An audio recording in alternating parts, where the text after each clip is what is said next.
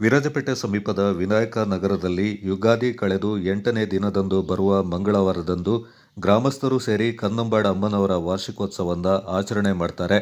ಪಿರಿಯಾಪಟ್ಟಣ ಇತಿಹಾಸ ಪ್ರಸಿದ್ಧ ಕನ್ನಂಬಾಡ ಅಮ್ಮನವರ ದೇವಸ್ಥಾನಕ್ಕೆ ತೆರಳಿ ಪೂಜೆಯನ್ನು ಸಲ್ಲಿಸಿ ಬಳಿಕ ವಿನಾಯಕ ನಗರಕ್ಕೆ ಆಗಮಿಸಿ ಗದ್ದೆಯಲ್ಲಿ ಗಣಪತಿ ಪೂಜೆಯ ಬಳಿಕ ಕನ್ನಂಬಾಡ ಅಮ್ಮನವರಿಗೆ ಗ್ರಾಮದಲ್ಲಿ ಮಳೆ, ಬೆಳೆ, ಸುಖ, ಶಾಂತಿ, ನೆಮ್ಮದಿ, ಆರೋಗ್ಯ ಮತ್ತು ಗ್ರಾಮದ ಅಭಿವೃದ್ಧಿಗಾಗಿ ಪೂಜೆ ಸಲ್ಲಿಸಿ ಮಹಾಪೂಜೆ ನಂತರ ಸರ್ವ ಭಕ್ತಾದಿಗಳಿಗೆ ಅನ್ನ ಸಂತರ್ಪಣೆಯನ್ನು ನಡೆಸಲಾಯಿತು.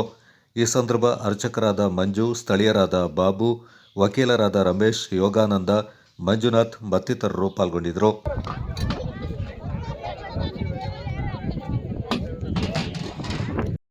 ಇಸುವಿಂದ ನಮ್ಮ ತಾಯಿ ಕನ್ನಂಬಾಡಮ್ಮನ ದೇವರನ್ನು ಪ್ರತಿಷ್ಠಾಪನೆ ಪಿರಿಯಾಪಟ್ಟಣಕ್ಕೆ ಹೋಗಿ ಪೂಜೆ ಮಾಡಿ ಆ ದೇವರ ಪ್ರತಿಬಿಂಬವನ್ನು ತಂದು ಗದ್ದಿಗೆ ಹೂಡಿ ನಾವು ಗದ್ದೆಯಲ್ಲಿ ಯುಗಾದಿ ಕಳೆದು 8 ದಿವಸ ಮಂಗಳವಾರ ಸಿಕ್ಕಿದ ದಿನ ನಾವು ಇಲ್ಲಿ ಪೂಜೆಯನ್ನು ಆಚರಿಸುತ್ತಾ ಇದ್ದೇವೆ.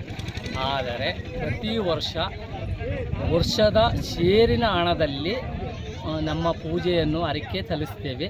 ಭಕ್ತಾದಿಗಳು ಕೊಡುವ ಹರಕೆಗಳನ್ನು ಇಲ್ಲಿಗೆ ತೆಗೆದು ಬಲಿ ಕೊಟ್ಟು ಆಮೇಲೆ ನಂತರ ಪ್ರಸಾದವನ್ನು ವಿನಿಯೋಗ ಮಾಡಿ ದೇವರಿಗೆ ಮತ್ತೆ ನಮ್ಮ ಊಟ ಉಪಚಾರವನ್ನು 3 ಗಂಟೆ ನಂತರ ಸ್ವೀಕಾರ ಮಾಡುತ್ತೇವೆ.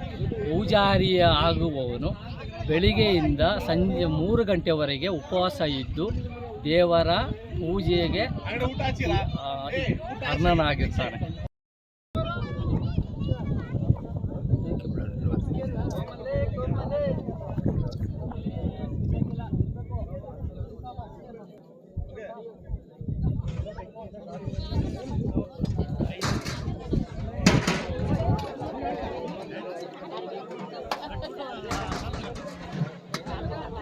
ಇದು ಹಬ್ಬದ ವಿಶೇಷ ಏನು ಅಂತ ಹೇಳಿದ್ರೆ, ಈ ಒಂದು ಹಬ್ಬ ಮಾಡ್ತಾ ಇರೋದು ಏನಂತಂದರೆ, ನಾವು ಪ್ರತಿ ವರ್ಷ ಪೂರ್ತಿ 365 ದಿನ ಕೆಲಸ ಮಾಡ್ತೀವಿ.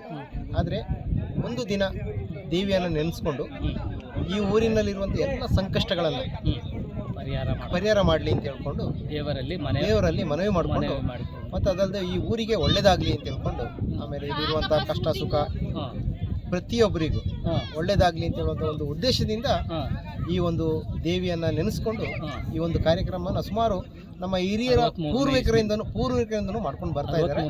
ಇವತ್ತಿನ ನಮ್ಮ ಈ ಜನಾಂಗ ಅದನ್ನು ಮುಂದುವರಿಸ್ಕೊಂಡು ಹೋಗ್ತಾ ಇದೆ.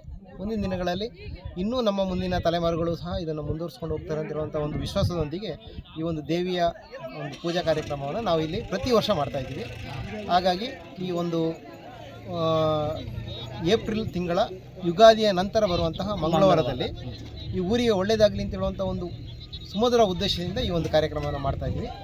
ಇದರಲ್ಲಿ ಪ್ರತಿಯೊಂದು ವಿಶೇಷ ಏನಂತಂದರೆ, ಈ ನಮ್ಮ ವಿನಾಯಕ ನಗರದ ಎಲ್ಲ ಭಕ್ತಾದಿಗಳು ಈ ಒಂದು ಕಾರ್ಯಕ್ರಮದಲ್ಲಿ ಭಾಗವಹಿಸಿ ತಮ್ಮ ಸ್ವಇಚ್ಛೆಯಿಂದ ಬಂದು ಇಲ್ಲಿ ಸೇವೆಯನ್ನು ಸಲ್ಲಿಸಿ ಈ ಒಂದು ಕಾರ್ಯಕ್ರಮವನ್ನು ನಡೆಸ್ತಾ ಇದ್ದಾರೆ.